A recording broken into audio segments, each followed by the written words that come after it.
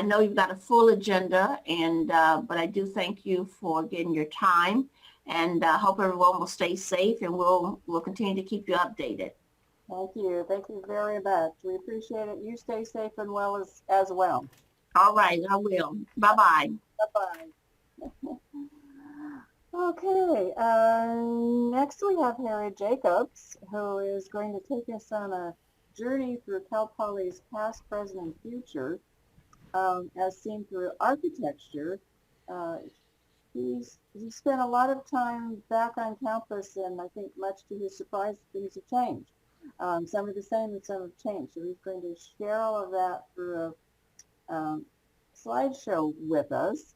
And if you most of us know Harry, but if you don't, he served as director of financial aid at Cal Poly from 1972 to 1987.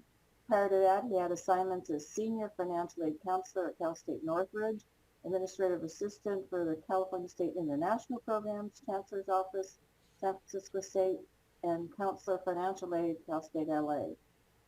After he earned his bachelor's in social studies and a master's in government at Cal State LA, did postgraduate work in higher ed at USC. In his 28-year career in education, he was also on the staff of Cypress College, Mount San Antonio, a teacher English as a second language in the LA Unified School District. After leaving education in 94, he worked for the City of Los Angeles, retired in 2004 as Assistant Chief Operations, Los Angeles City Clerk, Election Division.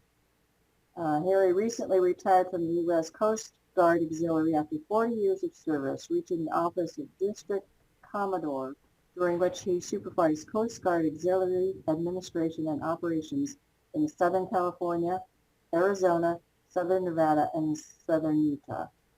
And best of all, Harry's been a part of Pacesetters as a member since 2009. So welcome, Harry. We look forward to your presentation. Thank you, Kathy. After listening to that, it sounds like a guy who can't hold a job. We'll move forward. Thank you for joining us this afternoon. This is a presentation which will take you down memory lane. It was sparked by a single comment by a Pacesetter member at a monthly meeting who said, "I've been away from Cal Poly so long.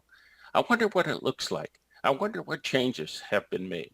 And so without asking anybody, I decided I would start shooting some pictures. I live in Whittier, so it was a hop, skip, and a jump over to the campus. No big deal. Well, it turned out to be a very big deal and required a lot of help and a lot of cooperation. And I'm very grateful to those who assisted us. There we go, especially to Phil and to Kathy and to Melissa Reardon, the Director of Alumni and External Relations, University Advancement Division. So for the next 3.5 hours, 35 minutes, I'm going to take you down this memory lane. Fasten your seatbelts because we're going to move quickly, and I hope you enjoy what we've prepared for you. First, let's take a look at the historical view of Cal Poly Pomona. The property on which Cal Poly Pomona is built was a working ranch and the summer home of W.K. Kellogg. Reflecting on his childhood setback as being misdiagnosed as a dim-witted child, he developed a passion for what science could do for underprivileged children if they could be taken in hand at the proper time. So he pursued the idea of donating the ranch to a college or university to fulfill his dream. On October 13, 1949, at the age of 89, he offered the ranch to the state of California to expand the southern campus of California State Polytechnic College with specific conditions of the Arabian grant, that is, of the grant to include the development of his beloved Arabian horses. Now, no institution reaches greatness without good leadership. And we will be transitioning to that in a moment, but I thought you'd enjoy a picture of the old stables at Cal Poly Pomona. The presidents of Cal Poly have demonstrated a lot of fantastic leadership. A successful organization reflects the contributions of its leaders.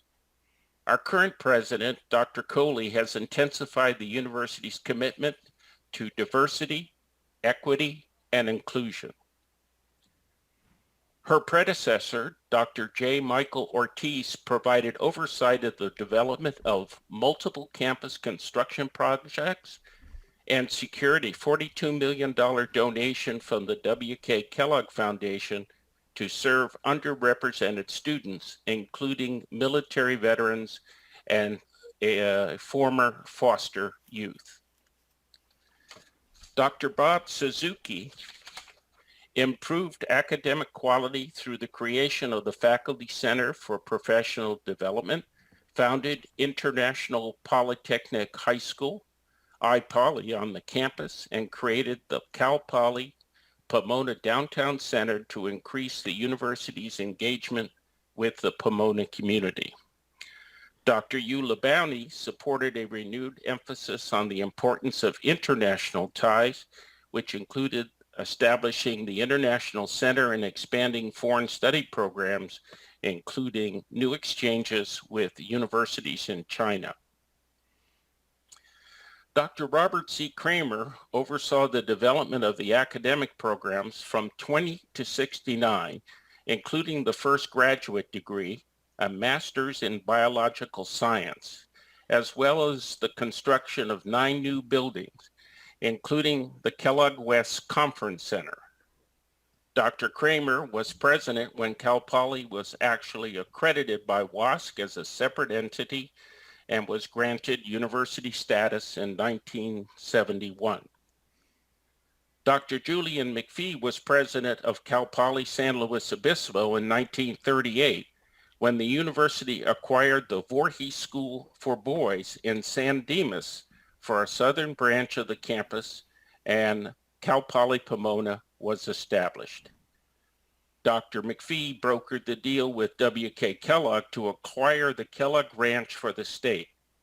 McPhee served as president of both campuses until his death in 1966, after which the trustees of the state colleges voted to separate the two campuses. Let's take a look at an aerial view of the campus. Phil, talk to us about the importance of this shot. Okay, I hope you can hear me. This aerial view, you can see where he's at the top near the 10 freeway. You can see the main campus, and that's what we're all familiar with. But if you look just below that, the old Lanterman State Hospital, which is against the 57 freeway, and it's a very large area, is now our South Campus. And I'm not going to go into much detail, but right now there's nothing going on there. It's closed, but we're in the process of trying to develop it and do things that are synergistic with our mission and vision of Cal Poly Pomona. But you'll notice how big of an area it is, and it's got a lot of rich resources. Here you take a look at the central campus and University Plaza, which is the old stables. And here the new Student Services building, which includes administrative offices. We'll see more pictures of this later in the slideshow. These are new residence halls and a very large dining commons.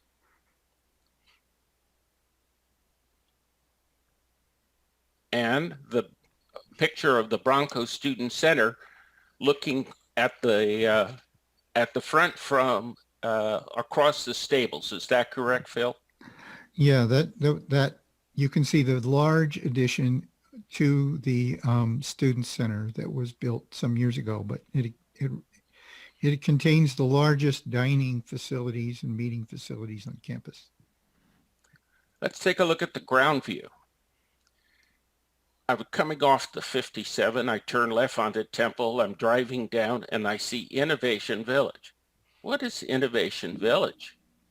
Well, this is an effort to expand community involvement and market property for income for the campus. Phil, do you have more to contribute? Well, yes, we now have facilities that house Edison and also Red Cross, and we have a microbrewery and a restaurant, and we have other facilities that are used for the campus for continuing education.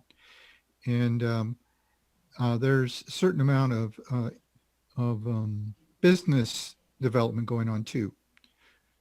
But it's a big chunk of campus that was used for that.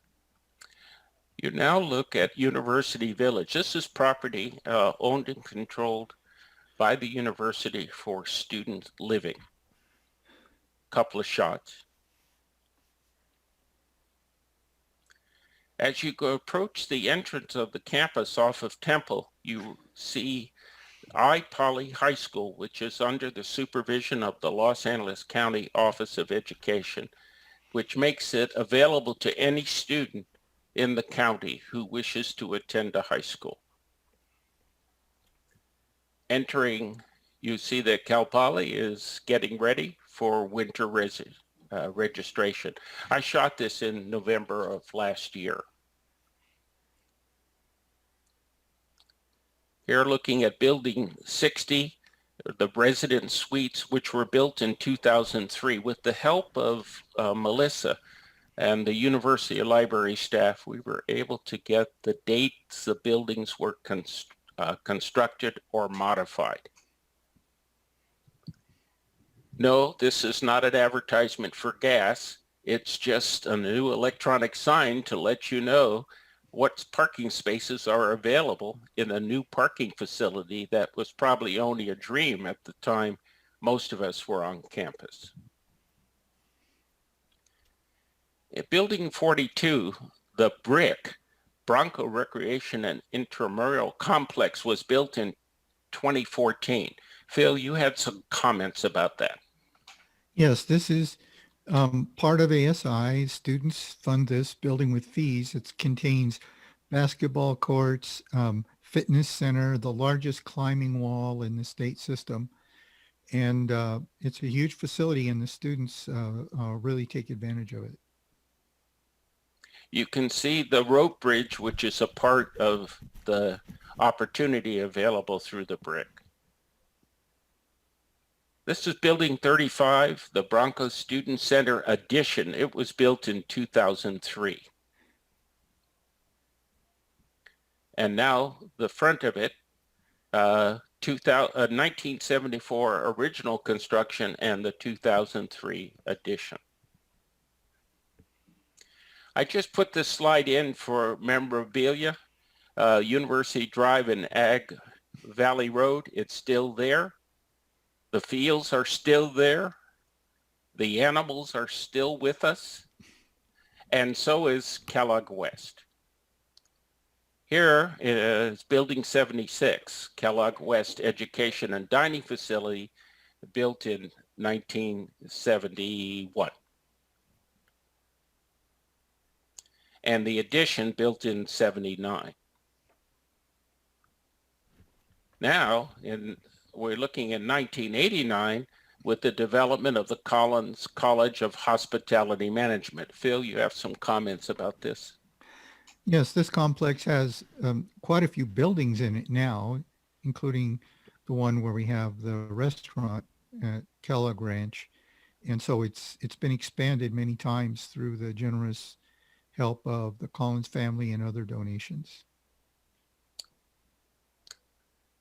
2001, Building 79A and B. And when you leave Kellogg West and you proceed towards the health center, yes, the corrals and pens are still with us. But this is something new. The John T. Lyle Center for Regenerative Studies, built in 1993. Phil, you have comments on this? Yes, this is across the street on Temple, across from the main campus. And this is actually a place where students live, a small number of students live and work on uh, regenerative type projects and recycling and all kinds of sustainability issues. And so this is a big program on our campus is regenerative studies. Another shot of it.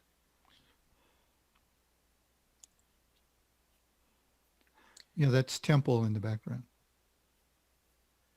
As you proceed along the curve towards the health center, you see the Voorhees Ecological Reserve, former Box Canyon. That was formerly Box Canyon. And then to the health center. The health center was built in 59, but remodeled in 76. Once again, the College of Environmental Design, built in 1970, building 7, excuse me. And the Don B. Huntley College of Agriculture. As you proceed down the drive, you pass the Mesozoic Gardens. It's a learning center, the College of Science and Biotech, College of Science and Biotech project. These are some shots of what you see and can explore.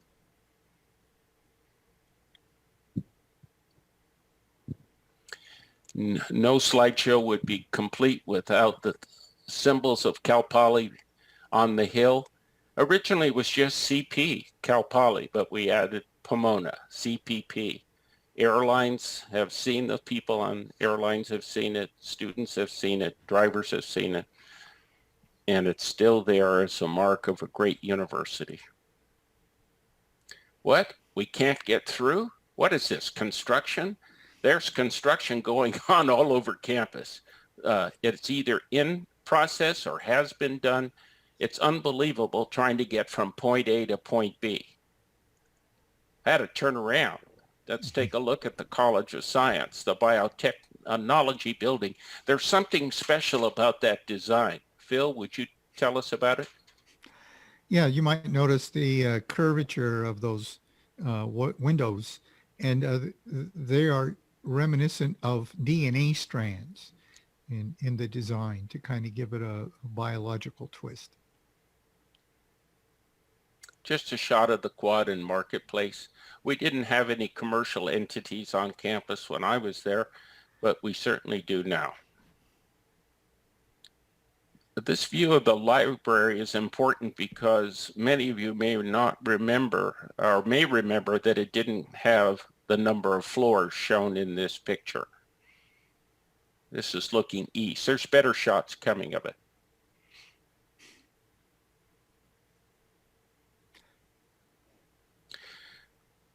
This is the art gallery. I apologize for the dark shot. I tried this 3 times and I could not get a good shot.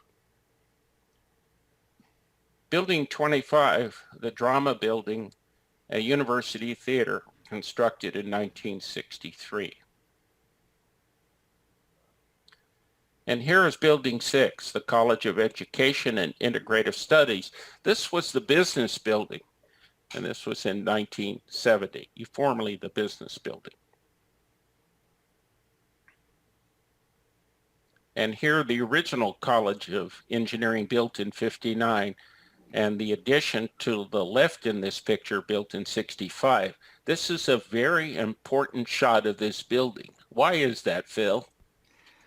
Well, my last 4 years, my office was just inside those doors. And so even though it was an office, faculty office, people still treated it as the information office. Where is so-and-so? Better shot. And Building 17, College of Engineering. This is the engineering walkway. Phil had not seen this. So my picture was new to him. They finally connected the second floors, both buildings. And here's the front of the College of Engineering, built in 2001, Building 17. It's just unbelievable, this transition. I was stunned. Yeah, I was going to comment there that the building 17 replaced all of those old sheet metal buildings 10, 11, 12, and 14. This is a good shot of the administration building, building 95. We're going to talk a little bit about that later. And this is a favorite shot of mine, right across from building 1, the orange groves next to the manor. And here we are at building 94, the university office building. Phil, what is it being used for now? I believe it's being used for just general office building, and also I think it's being used for maybe for the College of Education too. But it used to be mostly business, but when they moved, now I think it's multi-purpose. And here's building 1, the old administration building. And this is where I had my offices, and Rhonda Ostrowski had her office too. Building. Go ahead, Phil. Yeah, this is multi-purpose use now. It's being used for a lot of different functions. Another shot. More construction, and this is a view of the College of Science and Mathematics. Putting in a new electrical system, I've been told. Here's a picture of the College of Science and Mathematics, built in 76. I tried it 3 different times on 3 different days, and there were always service vehicles in the picture. A lot of activity. No students, that was the sad part. Here's another view of the quad. More construction. You can't get through. Turn around, go back, go around. Get up the hill, though, and you're at the Kellogg House. That's the guest house built in 1927, building 113. Not an exceptionally good picture, but the best we could do. And here is the Manor House, built in 27. At the time I was on campus, the president lived there, and I assume that's the case now, but I'm not certain. It's a shot of La Cienega Center, built in 69. And of course, the Rose Garden, originally created by W. Kellogg in 1926. W.K. Kellogg, I got a typo, I have to correct that, 1926. But this is new, and it's absolutely beautiful. It's the Japanese garden, created in 2003. The new College of Business Administration in 2012, buildings 162 and 163. More shots of the residence halls. Encinitas, Montecito, and Alamedas halls were all built in 1961. The police department, which was housed in a small farmhouse when I was on campus, now has its own building and is an active police department and has the equipment to support its activities, and did yeoman's work during the COVID distribution on the campus, which, by the way, my wife Victoria took advantage of the opportunity and was on campus twice to get her shot. Now, the importance of this shot is to show you the buses that replace the old Poly wagon.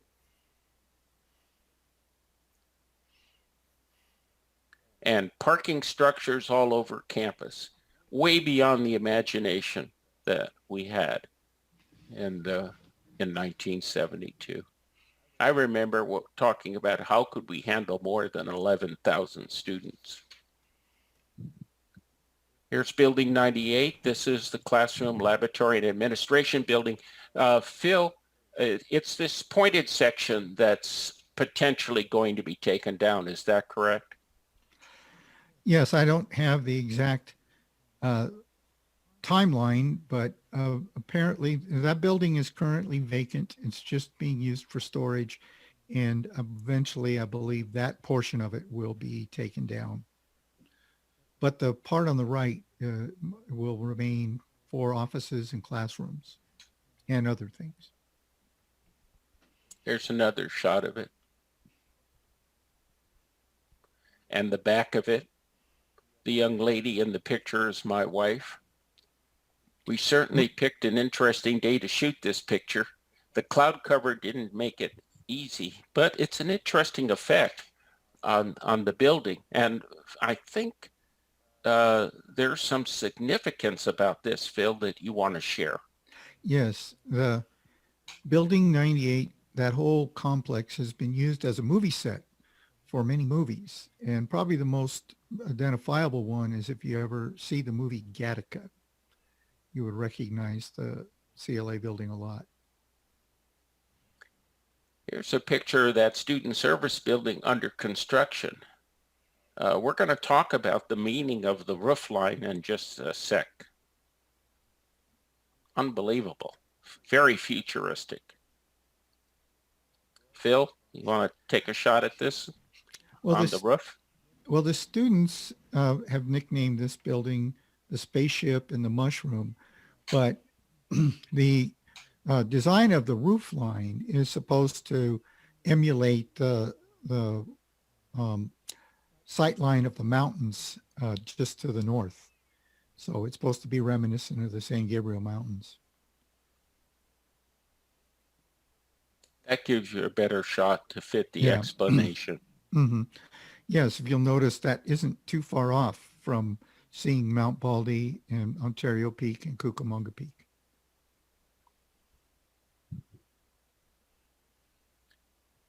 Here is the front of the University Library. Inside of it is the W.K. Kellogg Arabian Horse University Library.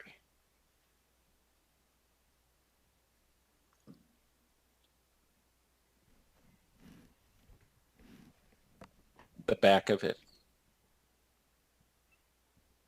And here is University Plaza, the original stables, built in 1927. Another shot. And a view of the new residence halls and dining commons, a very large dining commons. Phil, you had some comments about that? Yes, it's very large, and the idea is that it can serve the whole university in addition to all the other eating places on campus. We talked about curbside pickup area, and I didn't have the full explanation when I shot this picture, but I had to include it because I knew some would eventually tell me why it was there. I suspected it had to do with the COVID. More parking structures.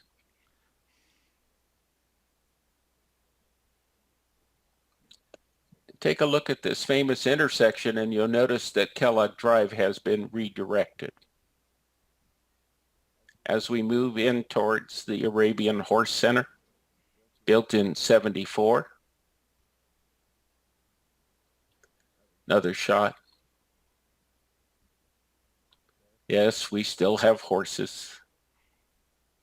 If we stop breeding the Arabian horse, the property reverts back to the foundation.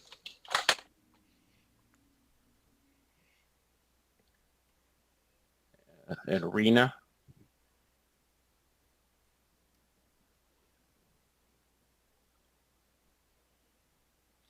And the interior design center. Phil, this is occupied by which department?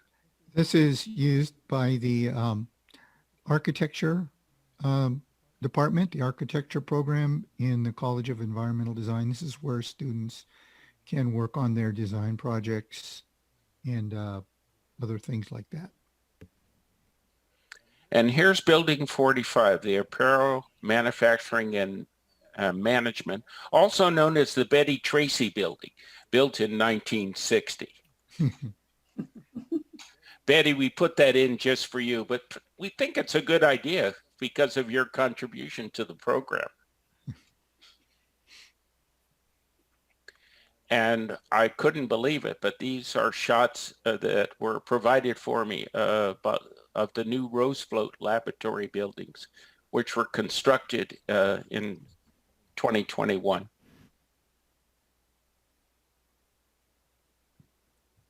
Remember 2020. Remember I shot this in November.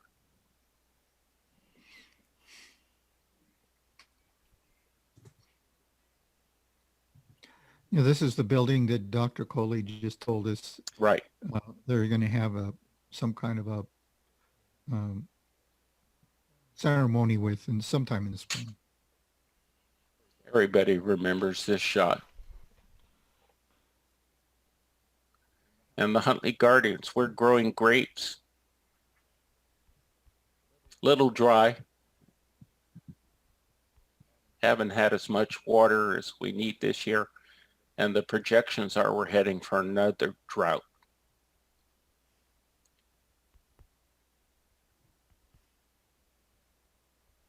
Shot of the athletic field. And something that'll bring back memory. The farm store and agriscapes, built in 1999.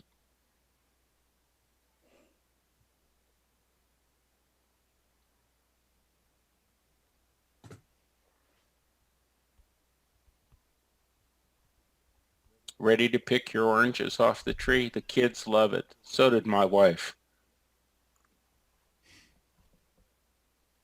Well, that's the pumpkin feel after Thanksgiving. Another shot of the campus. And now we go to the South Campus that Phil talked about. This is Lanterman on an aerial view. Yes, Lanterman was the California State Mental Hospital and dealt with people with mental and physical disabilities. And I hadn't mentioned this I don't know if I mentioned to Harry, but I was there in 1967 on a high school field trip. I still have my paper I wrote. This has tremendous potential for development, just tremendous. Yes, it does. So Cal Poly Pomona, not the end, the beginning. Thank you for joining us on this trip down memory lane. It's been a privilege. Good afternoon.